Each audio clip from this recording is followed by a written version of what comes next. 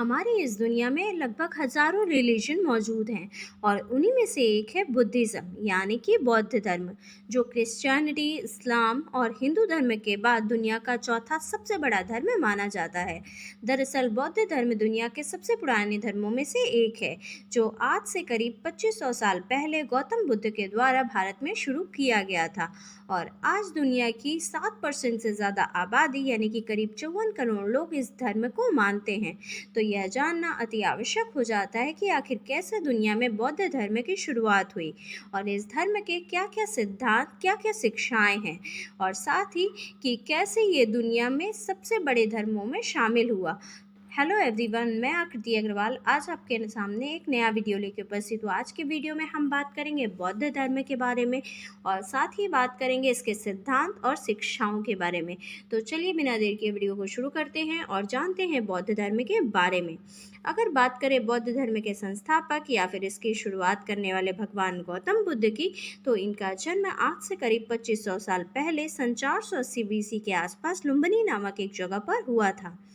गौतम बुद्ध के पिता का नाम शुद्धोधन और माता का नाम महामाया था। महाराजा शुद्धोधन शाक्य कुल के राजा थे। जन्म के समय गौतम बुद्ध का नाम सिद्धार्थ गौतम था, जबकि बुद्ध नाम उन्हें ज्ञान की प्राप्त होने के बाद पड़ा। गौतम बुद्ध का शुरुआती जीवन भले ही ऐशो आराम में बीता, क्योंकि उनके पिता उन्हें संसार के सारे दुख व पीड़ाओं से दूर रखते थे। दरअसल जन्म के समय गौतम बुद्ध के बारे में यह भविष्यवाणी की गई थी कि वे आगे चलकर अपने पिता की राजगद्दी को नहीं संभालेंगे, बल्कि वे इसकी जगह पर लोगों को धर्म का मार्ग सिखाएंगे। ये भविष्यवाणी सुनकर राजा शुद्धोधन बहुत ही चिंतित हो गए और उन्होंने यह निर्णय किया कि वो सिद्धार्थ को ऐसा जीवन देंगे जो पूर्णतः खुशियों से भरा होगा, और इसलिए गौतम बुद्ध ने अपना सारा शुरुआती जीवन महलों में ही हर सुख सुविधाओं के बीच गुजारा। यहाँ तक कि राजा शुद्धोधन ने सिद्धार्थ की सेवा में लगे बूढ़े, बीमार व बदसूरत दिखने वाले नौकरों को महल से निकाल दिया और उनकी जगह जवान व सुंदर नौकर ही रखे गए। उनकी सेवा में लगा कोई भी व्यक्ति उनसे जीवन के दुख के बारे में कोई भी बात नहीं करता, जिसके चलते गौतम बुद्ध को कभी यह पता ही नहीं चला कि इंसान के जीवन में दुख जैसी भी कोई चीज़ होती है, बल्कि उन्हें तो लगता था कि दुनिया में सिर्फ खुशियों के अलावा कुछ भी नहीं होता। यहाँ तक कि उनके पसंद की एक लड़की से उनकी शादी भी करवा दी गई, जिससे उनका एक राहुल नाम का पुत्र भी था। लेकिन इतना सब होने के बाद भी गौतम बुद्ध को अपने जीवन में कभी भी संतुष्टि नहीं मिली। उन्होंने अपनी ज़िंदगी के 29 साल ऐसे ही महलों में ऐशो आराम के साथ गुजार दिए। लेकिन 29 साल की उम्र के बाद पहली बार जब अपने साथी के साथ वे महल के बाहर निकले, तो जिंदगी की हकीकत को देखकर पूरी तरह से हैरान रह गए। दरअसल बाहर निकलकर पहली बार उन्होंने बूढ़े, बीमार, दुखी और मरे हुए व्यक्ति को देखा, और जब उन्हें यह पता चला कि ये सारे दुख दुनिया के हर एक इंसान को झेलने पड़ते हैं, तो उन्हें जिंदगी की असली सच्चाई का एहसास हुआ, जिसे जानकर वे बहुत ही दुखी हो गए। इसी तरह एक बार जब वे अपने महल से घूमने के लिए बाहर निकले, तो उन्होंने एक सन्यासी व्यक्ति को भी देखा, जो उन्हें दुनिया के बाकी लोगों से कई ज़्यादा खुश व संतुष्ट दिखाई दे रहा था। उसको देखते ही गौतम बुद्ध ने यह तय कर लिया कि वे अपने राजपाट और लग्जरियस लाइफ को छोड़कर अपनी बाकी का जीवन उसी साधु की तरह बिताएंगे, ताकि वे इंसान के जीवन से जुड़ी दुख व कठिनाइयों का जवाब ढूंढ सके। उसके बाद उन्होंने अपनी ज़िंदगी के 6 साल इसी खोज में एक सन्यासी रहकर बिताए। वे जंगलों में पेड़ पौधों के पत्तियां व फल खाकर गुजारा करने लगे और अपना सारा जीवन ध्यान करते हुए बिताने लगे। इस तपस्या में वे ध्यान के उस स्तर तक पहुंच जाते थे जिसमें उन्हें कई कई दिन तक कुछ भी खाने पीने का होश नहीं रहता था। और इसी ध्यान के बीच में एक दिन पीपल के वृक्ष के नीचे उन्हें ज्ञान की प्राप्ति हो गई और उन्हें अपने सभी प्रश्नों के उत्तर मिल गए कि यदि इंसान अपनी इच्छाओं का त्याग कर दे तो उसे जीवन में हर प्रकार के दुखों से मुक्ति मिल सकती है। साथ ही उन्हें यह भी एहसास हुआ कि दुनिया में सब कुछ समय के अनुसार बदलता रहता है और इंसान को उसे स्वीकार करना ही पड़ता है। ये विचार आते ही उनके मन से मौत का डर पूर्णतः समाप्त हो गया, अर्थात उन्हें ज्ञान की प्राप्ति हो गई और बौद्ध धर्म में उसे ही निर्वाण कहा जाता है।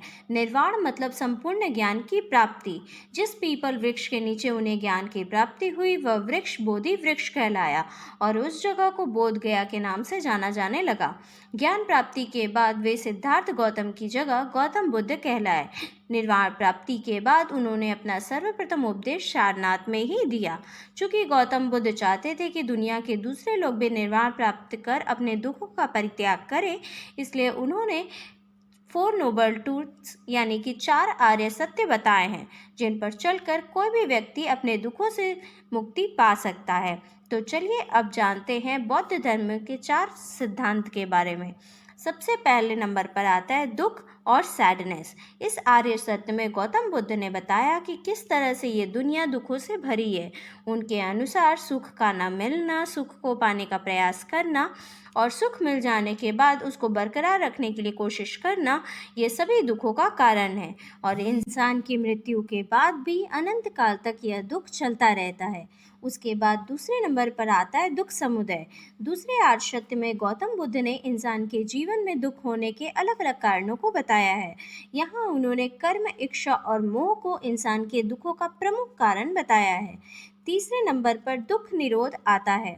इस तीसरे आर्य सत्य में गौतम बुद्ध ने ये बताया है कि इंसान के दुखों का अंत संभव है, क्योंकि दुनिया में मिलने वाले दुखों के कारण इंसान खुद ही है। इसलिए यदि इंसान चाहे तो वो गौतम बुद्ध की ही तरह अपने दुखों को स्वयं खत्म कर सकता है। चौथे नंबर पर आता है दुख निरोध मार्ग।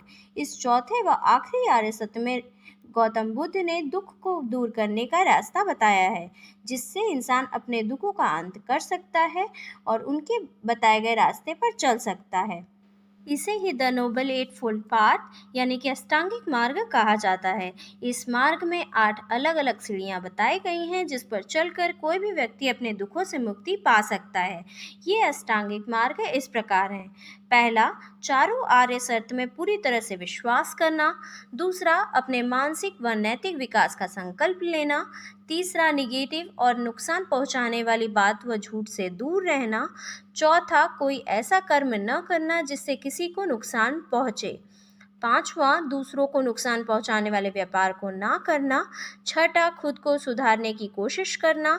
सातवां, वर्तमान में हर एक पल में पूरी तरह से सचेत रहना। और आठवां व आखिरी मार्ग है एक समय में सिर्फ एक ही चीज़ पर ध्यान लगाना। गौतम बुद्ध के अनुसार उनके बताए इस रास्ते पर चलने वाला कोई भी व्यक्ति दुख रहित जीवन जी सकता है और निर्वाण को प्राप्त कर सकता है। गौतम बुद्ध निर्वाण प्राप्ति के बाद 45 साल तक जीवित रहे और इन सालों में उन्होंने भारतीय उपमहाद्वीप में इधर उधर घूमकर अपनी शिक्षाएं दी। धीरे धीरे लोग उनसे जुड़ते चले गए और बौद्ध धर्म की शुरुआत हो गई। सन 400 BC में गौतम बुद्ध की मृत्यु के बाद उनके फॉलोअर्स ने इस धर्म को अलग अलग हिस्सों में फैलाना शुरू किया और देखते ही देखते यह धर्म पूरी एशिया में फैल गया। आज के वीडियो में बस इतना ही। For more such interesting video, like and subscribe my channel. Thank you. Bye bye.